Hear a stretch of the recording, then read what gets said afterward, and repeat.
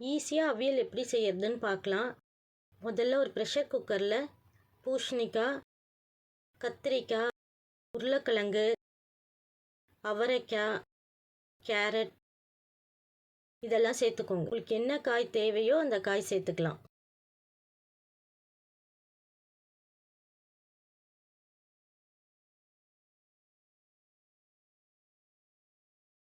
தேவையான அளவு தண்ணி ஊற்றி ஒரு 2 விசில் வேக வச்சு எடுத்துக்கோங்க.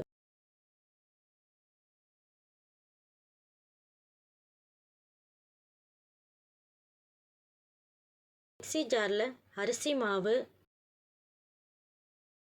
பச்சை மிளகா, தேங்காய், தயிர், சீரகம் இதெல்லாம் போட்டு அரைச்சி வச்சுக்கணும்.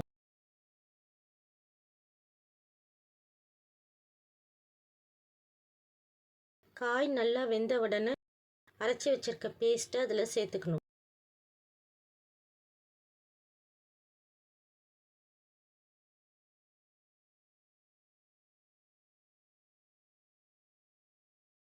தேவையான அளவு உப்பு சேர்த்துக்கலாம்.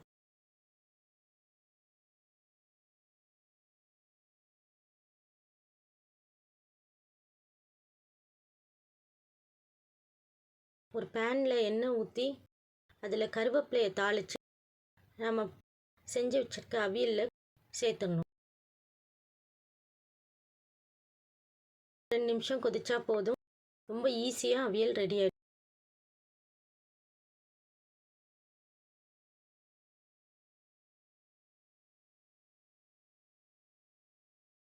இப்போ அடை எப்படி செய்யறதுன்னு பார்த்துடலாம். ஒரு சட்டியில் பச்சரிசி, புழுங்கலரிசி, பயத்தம்பருப்பு, கடலைப்பருப்பு, உளுத்தம்பருப்பு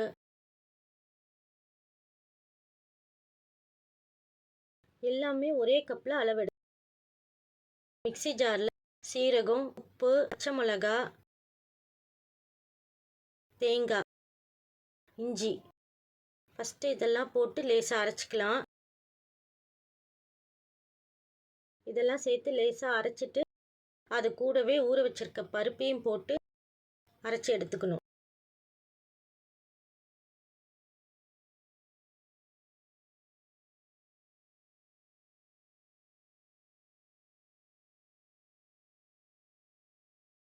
இப்போ தோசைக்கல்ல அடை மாவை எண்ணெய் ஊற்றி 2 பக்கமும் அடையை சுட்டு எடுக்க வேண்டியதுதான். ரொம்ப டேஸ்டான அடையும் அவியலும் ரெடி ஆயிடுச்சு.